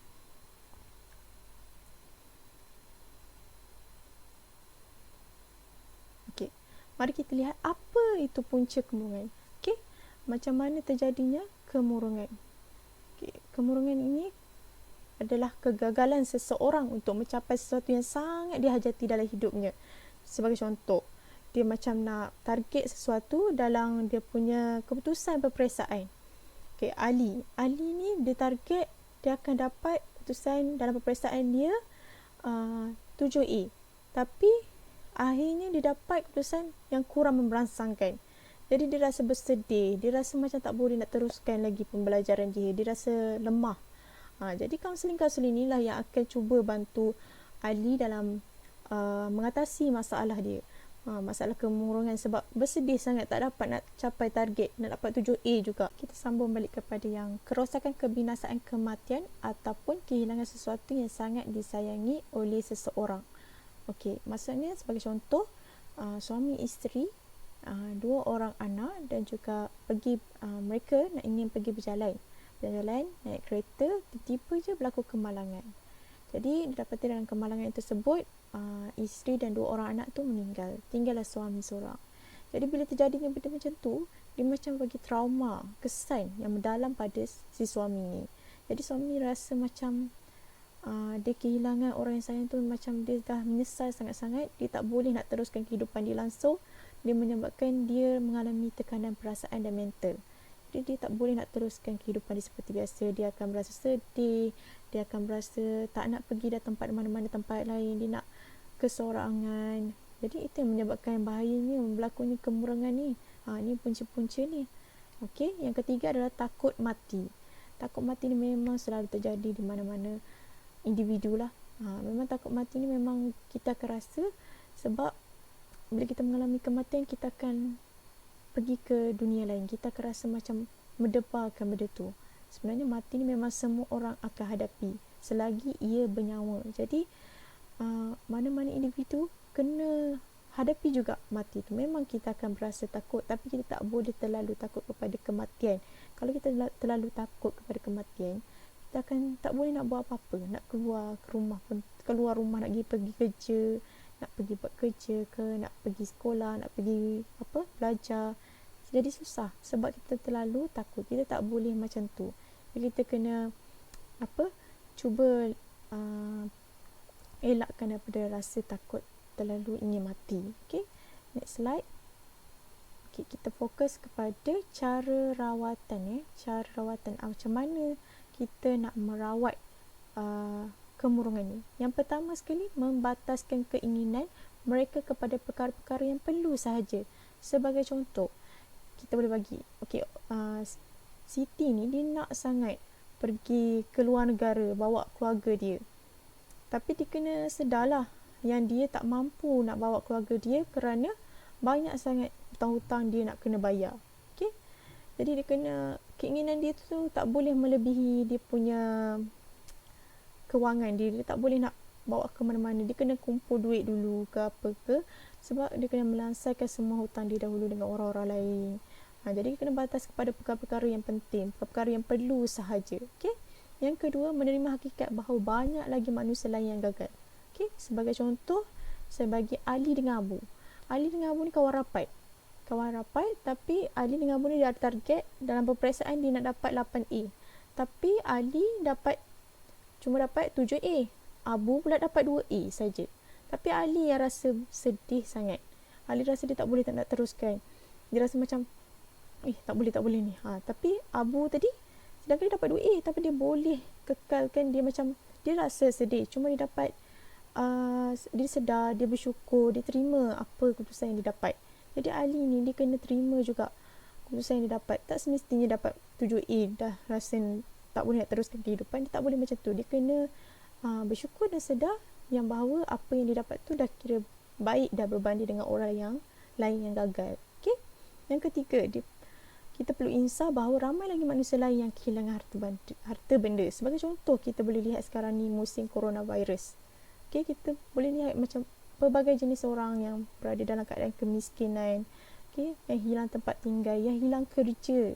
Jadi macam mana diorang nak teruskan kehidupan diorang, nak beli makanan, nak bayar bil, nak bayar elektrik, nak bagi makan anak-anak. Jadi kita kena insaf, ramai lagi yang ada masalah yang mereka hadapi, tapi mereka tidak meluahkan. Kita yang hidup dalam keadaan selesa, hidup dalam keadaan yang mewah ni, kita kena sedar yang kita kena bersyukur. Jadi kita boleh bantu diorang yang lain. Jadi kita kena ambil iktibar. Balik yang keempat tadi, mengubah paradigma berfikir dan objek kemahuan seseorang ke arah kekayaan kekal dan sebenar, bukan kekayaan material. Apa maksud kat sini kekayaan yang kekal tu adalah kekayaan di mana kalau apa yang kita dapat tu kita kena bersyukur. Apa yang kita dapat secukupnya tu cukup untuk diri kita, keluarga kita. Contohnya kita dapat hanya 500 je gaji. Jadi kita rasa macam benda tu dah cukup untuk semua benda perkara yang kita perlukan. Okay. Tapi setengah orang dia dapat 500 pun belum tentu rasa cukup untuk sehari. Setengah orang dia rasa macam nak lebih. Okay. Itu kekayaan material di mana semua orang terkejar-kejar kepada kaya raya sampai diorang lupa sebenarnya kekayaan ni tak kekal. Bila-bila masa je boleh ditarik. Okay, kekayaan yang sebenar adalah kekayaan yang kekal. Okay, material bukan kekayaan yang kekal. Okay, kita kena bersyukur dengan apa yang kita ada. Dan yang kelima adalah menerima kematian itu adalah pasti bagi manusia. Macam saya ada cakap tadi, yang punca tadi kemurungan. Jadi di sini kematian itu adalah pasti. Memang setiap individu, tak kira tua atau muda, memang akan mengalami kematian. Akan ada rasa sakit ke apa, kemalangan ke, setiap individu tu akan rasa juga kematian. Jadi kita kena terima, memang tu adalah tertulis suratan takdir kita, memang akan berlaku kematian setiap individu. Jadi kita kena terima hakikat perkara tersebut. Kita tak boleh nak menafikan benda tu. Okay? Assalamualaikum warahmatullahi wabarakatuh. Nama saya Ainul Fatihah binti Azhar, memegang ID 202095973, membentangkan tentang bab 8, iaitu teknik pendidikan akhlak miskawin. Cerita sedikit tentang latar belakang beliau. Nama penuh Miskawi adalah Abu Ali Ahmad Ibnu Muhammad Ibnu Yaqub Ibnu Miskawi. Beliau lahir pada 936 Masihi bersamaan dengan 325 Hijrah, dan juga beliau wafat pada 1030 Masihi bersamaan dengan 9 Safar 420 Hijrah. Miskawi adalah merupakan tokoh moralis besar Islam. Kembali kepada bab kita, bab ini meneliti tentang teori dan juga proses pendidikan akhlak yang diutarakan oleh Miskawi. Miskawi adalah akhlak adalah merujuk kepada suatu situasi di mana situasi seseorang itu dan juga punca perbuatan seseorang itu. Kita ibaratkan akhlak ini adalah kilang.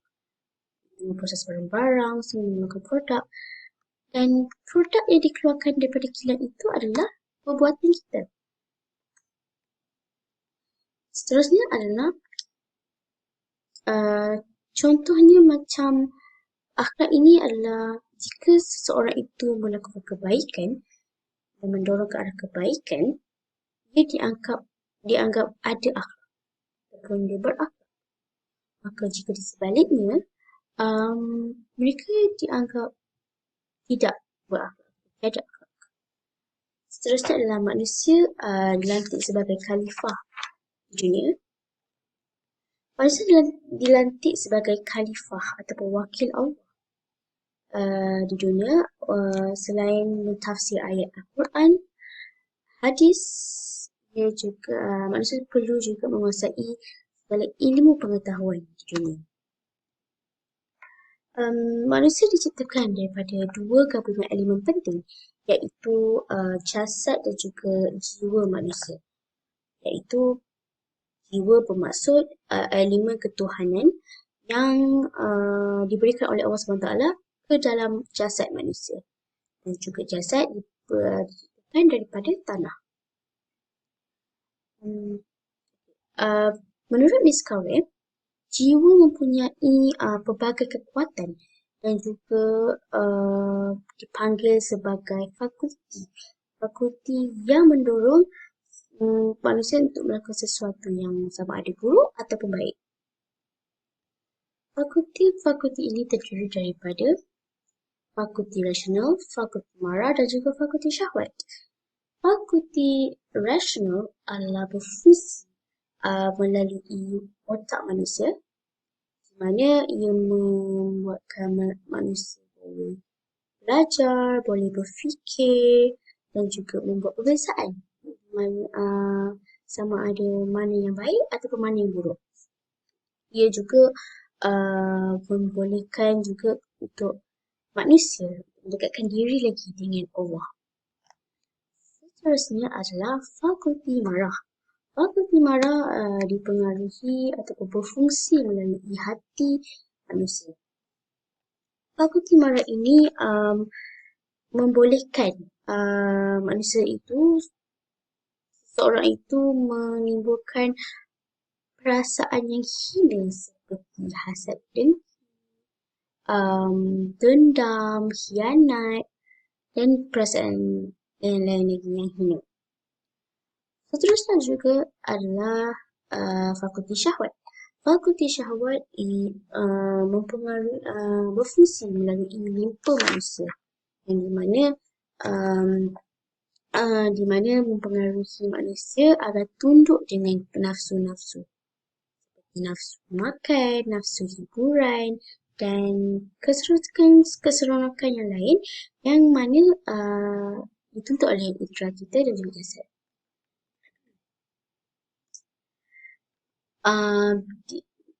Menurut Miss Cowell adalah fakulti-fakulti ini bekerja atau berfungsi secara bebas dan juga berasingan antara satu sama lain.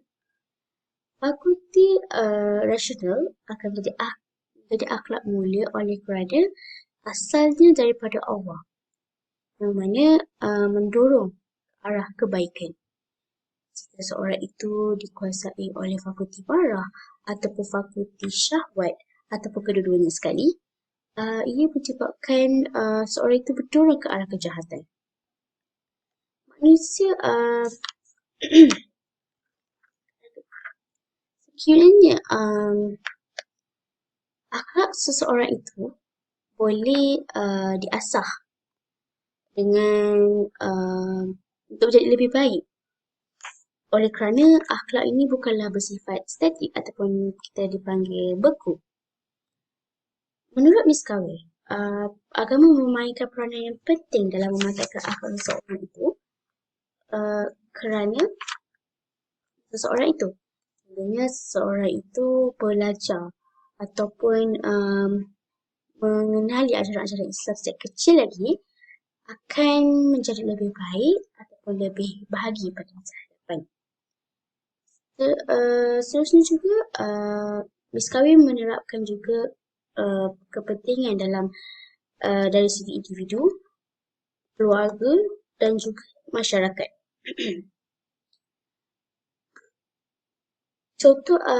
Contohnya macam kita mendidik anak-anak ataupun kanak-kanak tentang Islam atau pemikiran diorang dengan ajaran-ajaran Islam sejak kecil lagi. Miskawi juga ada memetik pendapat dari beberapa tokoh seperti Stoic, Aristotle dan juga Galen yang berpendapat bahawa manusia dicipta sebagai yang baik, dianggap benda yang baik, malah menjadi jahat oleh kerana bergaul dengan orang jahat ataupun dikuasai dengan nafsu-nafsu. Seterusnya, kesimpulannya adalah telah terbukti teori dan juga proses ataupun metodologi miskawi ini masih relevan dan komprehensif pada masyarakat pada hari ini. Sekian sahaja pada saya. Terima kasih. Assalamualaikum dan selamat sejahtera. Nama saya Hana Narirah binti Abdul Halim. Saya daripada kelas BA 2361A. Di dalam kelas CPU 552C, saya adalah sebahagian daripada kumpulan 3. Okay, jadi kumpulan 3 telah mengambil buku Falsafah Akhlak sebagai pembentangan kami. Okay, jadi saya akan membentangkan bab 9, iaitu Teknik Pendidikan Akhlak Al-Ghazali. Okey, pengenalan kepada bab ini adalah akhlak adalah ukur kepribadian seseorang. Akhlak yang menerapkan nilai-nilai murni adalah akhlak yang baik, ataupun akhlak yang mematuhi syariat Islam juga dianggap sebagai akhlak yang baik. Seterusnya, akhlak yang tidak mematuhi syariat Islam akan dianggap sebagai akhlak yang buruk. Okey, sebagai contoh, akhlak yang mematuhi syariat Islam adalah sentiasa berbuat baik kepada ibu bapa, berbuat baik kepada orang ramai. Itu adalah sebahagian daripada akhlak yang baik. Okey, dan akhlak yang mematuhi syariat Islam. Okey. Seterusnya adalah akhlak dan pendidikan. Okey, akhlak adalah punca kepada semua perbuatan. Okey, di sini boleh dikatakan akhlak yang baik akan menyebabkan perbuatan seseorang itu menjadi baik. Okey, sebagai contoh, dia sering membantu kawan-kawan dia dalam melakukan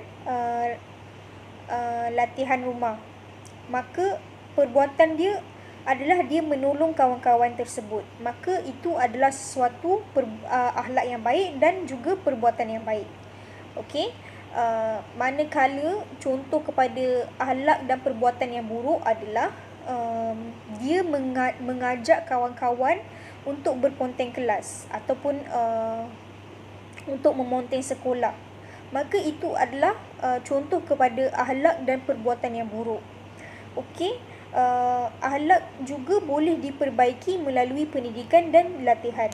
Okey, contoh akhlak boleh diperbaiki melalui pendidikan adalah, contoh kita boleh ambil budak kecil yang dari rumah ibu bapa mereka boleh mendidik mereka dan juga melatih mereka untuk sentiasa melakukan perbuatan yang baik dan meninggalkan perbuatan yang buruk. Okey, dari situ akhlak mereka akan terbentuk. Okey, maka mereka akan sering melakukan perbuatan yang baik sahaja kerana mereka telah dididik dari kecil lagi. Okey. Budak-budak kecil senang untuk mendidik mereka kerana mereka lebih mendengar kata berbanding dengan orang-orang yang orang yang sudah membesar ataupun remaja. Okey, yang seterusnya, akhlak yang baik ataupun akhlak yang elok ini dapat memberikan manfaat. Okey, sebagai contoh, jika kita melakukan perbuatan yang baik, contoh perbuatan yang baik adalah kita menolong guru-guru atau menolong lecturer, menolong kawan, maka itu akan mendatangkan manfaat kepada diri kita. Okey, di mana kita akan lebih disenangi oleh guru-guru, oleh orang ramai, oleh rakan-rakan kita. Kita akan lebih mempunyai ramai kawan. Okey, seterusnya adalah Rasulullah SAW menggesa umat Islam agar memperelokkan akhlak mereka. Ini berkait dengan yang tadi, iaitu akhlak yang elok dapat memberikan manfaat. Okey, Bukan itu sahaja, bukan manfaat kepada diri kita saja, malah dapat memberikan manfaat kepada orang lain juga. Okey. Dan ini boleh menyebabkan hubungan kita antara orang lain lebih rapat. Okey, dan kita akan lebih mempunyai ramai kawan berbanding musuh. Alright. Yang seterusnya adalah jiwa dan jasad manusia. Okey, ini terbahagi kepada dua elemen, iaitu jiwa, iaitu rohani, ataupun jasad, material. Okey, jiwa ataupun al-nafsu, al-ruh dan al-qalbu dicipta oleh Allah dalam alam arwah dan kemudian dihembuskan ke dalam diri setiap individu. Okey, setiap individu yang bernyawa, setiap manusia mempunyai jiwa di dalam diri mereka. Okey, dan setiap jiwa ini diberi jasad agar ia dapat digunakan untuk mencapai kebahagiaan hidup yang baik. Okey, di mana di sini bermaksud setiap jiwa ini diberi jasad. Jasad ini adalah tubuh badan kita. Okey, agar ia dapat digunakan untuk mencapai kebahagiaan hidup yang baik. Sebagai contoh, apabila kita melakukan perbuatan yang baik, maka kita akan digemari, akan disenangi oleh orang ramai. Maka di situ kita boleh hidup kita akan lebih tenang dan kita akan lebih bahagia. Itulah yang dimaksudkan dengan mencapai kebahagiaan hidup yang baik. Okey, yang seterusnya adalah jasad boleh diibaratkan sebagai hamba atau pengikut ataupun instrumen yang digunakan oleh jiwa. Okey, jasad ini, tubuh badan kita ni boleh diibaratkan sebagai pengikut atau instrumen oleh jiwa.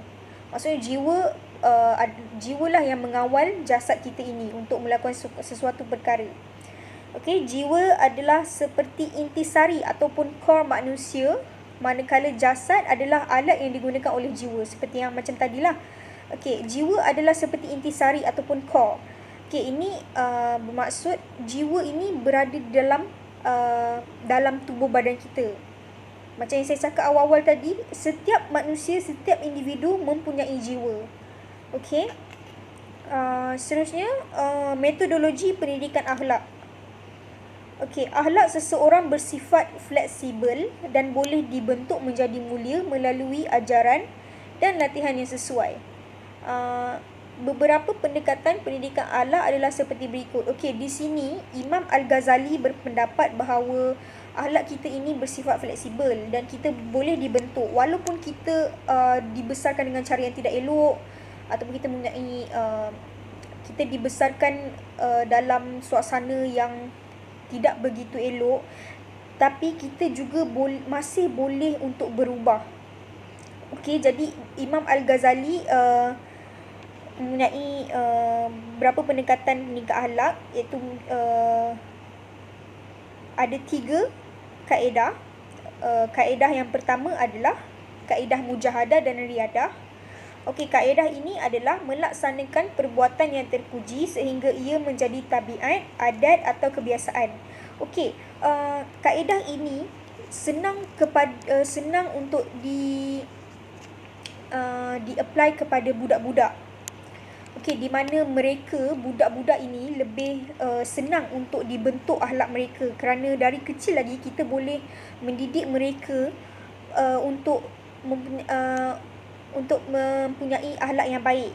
Okey, sebagai contoh, kita dari kecil kita telah diajar untuk menghormati kedua ibu bapa kita, menghormati orang yang lebih tua daripada kita, dan kita diajar untuk bersopan santun bila bercakap dengan orang. Maka kita akan mengadaptasi perkara itu dalam kehidupan seharian kita, dan sehingga kebesar sekalipun kita akan tetap melakukan perbuatan tersebut. Maka itulah yang dikatakan sebagai menjadi tabiat. Itu adalah tabiat kita, di mana dari kecil lagi kita sudah terbiasa untuk melakukan perkara itu sampailah ke besar. Itulah yang dikatakan oleh tabiat ataupun adat dan juga ataupun kebiasaan. Okey. Kaedah yang kedua adalah kaedah observasi dan pergaulan. Kaedah ini adalah memerhati dan bergaul dengan orang-orang yang berakhlak mulia. Okey, di sini sebagai contoh saya bagi dengan siapa kita berkawan. Sebagai contoh, kita berkawan dengan orang-orang yang berakhlak mulia, maka perbuatan yang kita akan lakukan itu adalah perbuatan yang mulia lah, perbuatan yang baik sahaja. Kerana kita akan terinfluence daripada kawan-kawan kita sendiri. Contoh perbuatan yang mulia adalah contohnya kawan kita sering ke masjid, sering beramal sedekah. Maka apabila kita melihat perkara tersebut, kita akan menjadi taksub ataupun kita akan berasa seronok untuk melakukan perkara tersebut bersama dengan kawan kita. Maka kita akan melakukan perkara tersebut dan itu boleh menjadi tabiat. Okey? Dan contoh kalau kita berkawan dengan orang yang berakhlak buruk, sebagai contohnya kawan kita sering monteng sekolah, monteng kelas, menghisap rokok, maka kita juga boleh terikut-ikut dengan perangai mereka, dan itu akan menjadikan perbuatan yang tidak elok ataupun perbuatan yang buruk. Okey, kaedah yang terakhir adalah kaedah membaiki kelemahan diri. Okey, kaedah ataupun metod ini adalah dikenali sebagai muhasabah diri. Okey, iaitu memeriksa kelemahan diri sendiri untuk tujuan memperbaiki kelemahan tersebut. Okey, kaedah ini boleh terbahagi kepada dua, iaitu sama ada kita boleh bermuhasabah diri dengan seorang diri ataupun kita boleh berguru dengan seseorang. Contoh kita berguru dengan seseorang itu, kita mestilah berguru dengan orang yang lebih berpengalaman ataupun dengan orang yang lebih tua. Okey, so kita boleh bertanyakan kepada mereka, adakah perbuatan yang saya lakukan ini perbuatan yang elok ataupun perbuatan yang tidak elok. Maka mereka boleh menasihati kita. Okey, itu adalah metod satu. Metod yang kedua adalah kita bermuhasabah diri, di mana kita duduk bersendirian dan kita berfikir tentang apa kesalahan yang kita lakukan, apa perbuatan yang kita lakukan, dan kita berfikir sejenak, adakah itu perbuatan yang elok ataupun perbuatan yang tidak elok. Maka itu adalah metod muhasabah diri. Okey, jadi sekian itu sahaja pembentangan daripada saya. Yang baik itu datang dari Allah, yang kurang baik itu datang dari diri saya sendiri. Sekian, wabillahi taufiq wal hidayah. Assalamualaikum warahmatullahi taala wabarakatuh. Baik, untuk bab 10 adalah kebaikan dan keburukan. Menurut perspektif Islam, perbuatan manusia itu terbahagi kepada dua aspek penting, iaitu perbuatan batiniah dan juga perbuatan lahiriah. Perbuatan batiniah ini merujuk kepada perbuatan yang dilakukan bagi membersihkan rohani manusia itu sendiri daripada sifat-sifat buruk seperti tipu, tamak, angkuh dan sebagainya. Manakala perbuatan lahiriah ini adalah manusia yang mempunyai akhlak luaran yang baik, adalah manusia yang menjaga perhubungan dengan Allah dan juga menjaga perhubungan sesama manusia. Jadi, konsep kebaikan dan keburukan ini meliputi kedua-dua aspek penting ini, iaitu batiniah dan juga lahiriah. Okay, seseorang manusia itu akan menjadi baik apabila dia dapat mengawal sifat-sifat buruk yang seperti saya katakan tadi, seperti tipu, tamak, angkuh dan sebagainya. Manakala dia akan berubah menjadi jahat apabila dia tidak dapat mengawal sifat-sifat buruk tersebut. Okay, bagi perbuatan lahiriah pula, manusia yang menjaga perhubungan dengan Allah dan sesama manusia. Jadi, manusia yang menjaga perhubungan dengan Allah adalah seperti mendirikan sembahyang, berpuasa, bersedekah, berdoa dan sebagainya. Manakala dia menjaga perhubungan baik sesama manusia seperti berlaku adil, amanah, sabar dan lain-lain lagi. Seterusnya, seterusnya kebaikan terbahagi kepada dua, iaitu kebaikan relatif dan juga kebaikan mutlak. Kebaikan relatif ni kebaikan yang berbentuk duniawi dan juga kebaikan yang tidak sempurna. Ia terbahagi kepada tiga, iaitu kebaikan fizikal, kebaikan luar fizikal dan juga kebaikan jiwa. Okey, untuk kebaikan fizikal ni adalah kebaikan yang terdapat berada di tubuh manusia itu sendiri. Contohnya seperti cantik, tinggi, kuat dan sebagainya lah. Bagi kebaikan luar fizikal pula adalah seperti kaya, pangkat seseorang, status seseorang dan lain-lain lagi. Bagi kebaikan jiwa ini adalah kena mengena dengan rohani manusia itu sendiri. Contohnya adalah seperti kebijaksanaan, sabar, adil dan lain-lain lagi. Okey, berbalik kepada kebaikan mutlak pula. Kebaikan mutlak ini adalah bersifat sempurna dan apabila seseorang manusia itu mencapai kebaikan mutlak, maka seseorang manusia itu akan mencapai kebahagiaan. Okey, mana datangnya kebaikan mutlak ini? Kebaikan mutlak ini datangnya daripada adunan kebaikan relatif itu sendiri. Adunan tiga jenis kebaikan relatif itu. Contohnya macam kebaikan fizikal, okey, dia seorang yang cantik. Kebaikan luar fizikal, dia seorang yang kaya. Kebaikan jiwa, dia seorang yang adil dan amanah. Jadi apabila dia memperoleh ketiga-tiga kebaikan relatif tersebut, maka seseorang itu mencapai kebaikan mutlak dan dia akan mencapai kebahagiaan. Tapi menurut perspektif moralis Islam, contohnya seperti Imam Al-Ghazali, seseorang itu mencapai kebaikan mutlak ataupun kebahagiaan yang paling tinggi dan juga yang sempurna adalah syurga. Kerana apabila seseorang itu memperolehi syurga, dia tidak perlu lagi kebaikan lain untuk ditambah. Kerana syurga itu sendiri telah mempunyai kebaikan yang menyeluruh. Okey, bagi bab 11, akhlak dan pembangunan. Pembangunan terbahagi kepada dua, iaitu pembangunan kebendaan ataupun material dan juga pembangunan kerohanian. Apakah tujuan pembangunan? Pembangunan itu adalah untuk mewujudkan kehidupan yang damai dan sejahtera kepada manusia, iaitu kehidupan yang memenuhi keperluan jasmani dan rohani manusia. Baik, bagi pembangunan kebendaan. Pembangunan kebendaan meliputi unsur yang menarik manusia untuk cintakan dunia. Contohnya seperti kekayaan, kecantikan, pekerjaan yang baik dan juga pangkat seseorang itu. Manakala pembangunan kerohanian pula adalah mengikat manusia dengan kehidupan akhirat dan cintakan Allah. Jadi apabila manusia itu menjaga perhubungan yang baik dengan Allah, maka mereka akan memperoleh ketenangan, mereka berakhlak baik dan mereka mempunyai tujuan hidup yang jelas. Okey, baik. Maju mundurnya sesebuah bangsa itu bukanlah meliputi pembangunan kebendaan semata-mata. Tidak. Apa yang lebih penting adalah pembangunan kerohanian ataupun akhlak manusia itu sendiri untuk memimpin kekayaan pembangunan kebendaan itu. Jadi apabila pembangunan kebendaan ataupun material dan juga pembangunan kerohanian ini bergerak secara selari, maka wujudlah sebuah pembangunan yang sempurna. Okey, baik. Bagi kepimpinan aspek rohani dalam kegiatan manusia ini, boleh dilihat dengan cara seseorang itu mendapatkan dan juga menggunakan kemajuan material tersebut. Okay, manusia ini sendiri sebenarnya wajib membangunkan diri dan juga membangunkan sumber-sumber material untuk kegunaan mereka di dunia selaras dengan iradah Allah.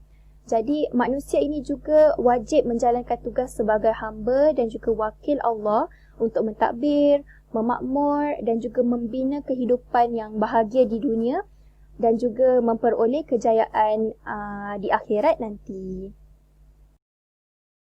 Jadi saya akan teruskan dengan komentar ataupun kritikan. Jadi penulis tak lari daripada menerima kritikan daripada pembaca. Tak kiralah kritikan tersebut menjurus kepada positif ataupun negatif. Ia tertakluk pada penulis itu sendiri untuk menerimanya. Jadi secara keseluruhannya buku falsafah ini menampilkan bahawa akhlak ni sangat dititik beratkan dalam diri seseorang. Tak kiralah umur, bangsa, jantina ataupun agama. Dan seterusnya adalah penulis banyak menampilkan dalam buku beliau mengenai tokoh-tokoh hebat dalam pelbagai bidang. Ini bermaksud bahawa bagusnya buku falsafah akhlak ni penulis banyak menampilkan tentang kehebatan tokoh-tokoh serta fungsi mereka. Jadi kat situ ia membantu para pembaca untuk lebih mengenali tokoh-tokoh yang ada. Seterusnya adalah antara kritikan-kritikan yang boleh kami berikan pada penulis dan juga buku beliau ialah penggunaan bahasa Melayu yang terlalu tinggi. Ini bermaksud bahawa bahasa Melayu yang terlalu tinggi menyukarkan seorang pembaca itu memahami maksud tersebut. Jadi ia menyukarkan ataupun lancar pembacaan tu menjadi sukar. Jadi cadangan yang penambahbaikan ataupun cadangan yang boleh diberikan adalah penggunaan bahasa yang lebih ringan. Ia membantu seorang pembaca itu memahami dengan lebih mudah. Dan seterusnya adalah penulis banyak memberi contoh sedangkan huraian perkara tersebut adalah ringkas. Ini bermaksud sesuatu huraian itu ringkas tetapi penulis memasukkan terlalu banyak contoh. Jadi penambahbaikan yang boleh diberikan adalah penulis boleh menghuraikan ataupun memberi contoh yang lebih ringkas, mudah dan juga padat. Jadi ia membantu pembaca mudah fahami. Ya, itu saja untuk kritikan yang boleh kami kumpulan 3 berikan pada penulis dan juga buku falsafah akhlak. Sebagai kesimpulannya, etika dan akhlak dapat membentuk manusia menjadi lebih baik. Buku ini telah memberikan pelbagai pengajaran dan maklumat kepada setiap individu. Pelbagai pendekatan negatif dan positif yang dinyatakan bahawa sebarang tindakan perlu dilakukan dengan cara yang baik. Oleh itu, setiap manusia di muka bumi ini perlu mengelakkan dirinya daripada terjerumus ke dalam perbuatan yang tidak rasional. Okey? Jadi kita kena sedar sebelum apa-apa kita nak buat, kita nak fikir dahulu supaya kita kalau kita buat keputusan melulu kan, kita akan menyesal kemudian hari. Sebab kita tak fikir apa yang kita nak buat. Okey? Kita perlulah berhati-hati dalam menjaga percakapan, pertuturan, perangai, tingkah laku, sikap kita ni. Kita kena jaga hati-hati supaya kita tak menyakitkan hati orang lain, supaya kita tak buat benda-benda yang tak baik. Okey? Jadi sangat penting kepada kita semua sebagai seorang individu dan sebagai seorang umat Islam, kita kenalah sentiasa berjaga-jaga dan berhati-hati. Okey? Jadi sekian, terima kasih daripada kumpulan 3. Tajuk buku kami iaitu Falsafah Akhlak, ulasan buku yang telah kami terangkan di dalam kami punya presentation kali ini. Sekian, terima kasih.